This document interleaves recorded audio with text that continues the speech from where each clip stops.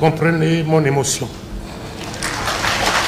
Bonjour à tous, aujourd'hui nous allons nous plonger dans l'art de communication de présidents congolais et voir comment ils ont influencé le peuple à travers leurs discours.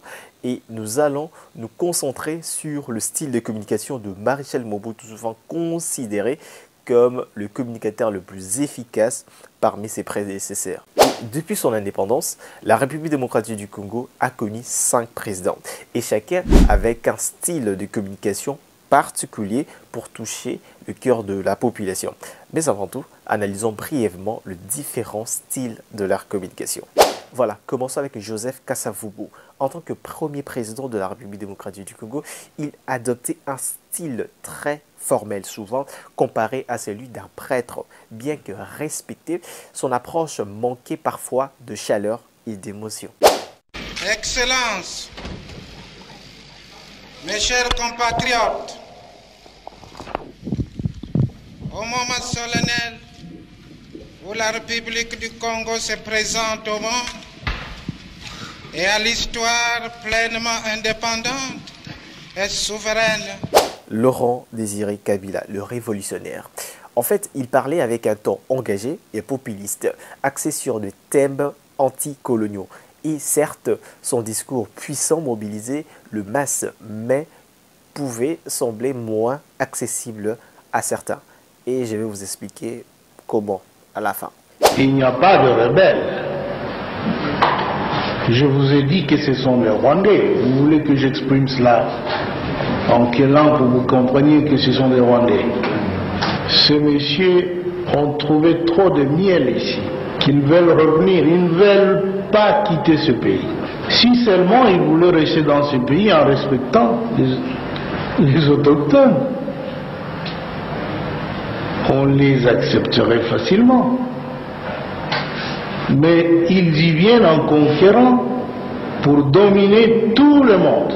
C'est inacceptable. Joseph Kabila, contrairement à son père, l'homme de Kingakati avait un style de communication plus technocratique, utilisant le français pour aborder le sujet de stabilité et de développement. Il apparaissait compétent, mais parfois distant. Citez-moi un seul membre de ma famille, un seul, un, par son nom, qui a un poste au niveau du gouvernement. Le gouvernement central, l'administration, le gouvernement provincial,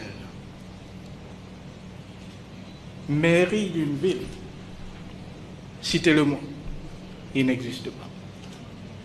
Aucun. Comment est-ce que ce membre de ma famille doit vivre? Et ils sont nombreux. Ils sont nombreux. Parce qu'ils doivent travailler. C'est ça la culture chez nous. Il faut travailler. Et travailler dur. Félix Tshisekedi, lui, mélange le français et le langue locale. Il aborde des thèmes comme la lutte contre la corruption, la démocratie, cherchant à incarner l'espoir et le changement tout en touchant divers groupes. Le Congo, depuis des décennies, est entré dans une forme d'habitude du mal. Donc la corruption était devenue banale, on l'a banalisée. Endémique. Mais vous savez, endémique. Vous savez, il n'y a pas que la corruption comme telle. Mais il y a aussi ce changement de mentalité. Vous savez, il y a une forme de corruption. Par exemple, quand on reçoit au Congo des rétro-commissions d'une affaire, sous d'autres cieux, c'est illégal. Mais au Congo, c'est légal. Et vous trouvez quelqu'un qui se justifie en disant « mais je n'ai volé personne ».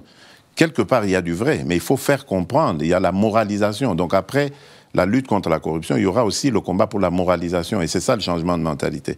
Vous avez peut-être remarqué l'absence d'une figure clé dans cette analyse. Ne pensez pas que j'ai oublié Mobutu. En fait, il se distingue par un style de communication à la fois accessible et stratégiquement élaboré. Vous devez savoir que Mobutu est particulièrement connu pour son utilisation du lingala dans ses discours. Sa maîtrise du code linguistique et culturel lui a permis de se positionner comme un leader proche du peuple, si j'allais dire, tout en consolidant son autorité. Lingomba ya bana Zaïre et Nikuluba, unité nationale réalisée Tosalia. Unité Lingomba Kimia n'est la paix au Zaïre. Ça ne se discute pas. Motakotia Yango Tembe Azali Wap. Tout Zaïre na Kimia. La stabilité au Zaïre.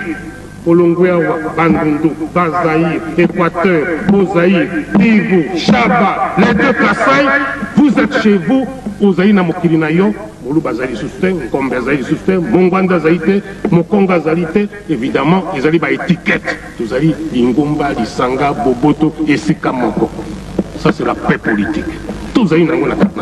L'unité nationale, l'union des enfants, des filles, des fils de ce pays réalisée. Qui peut mettre ça en doute?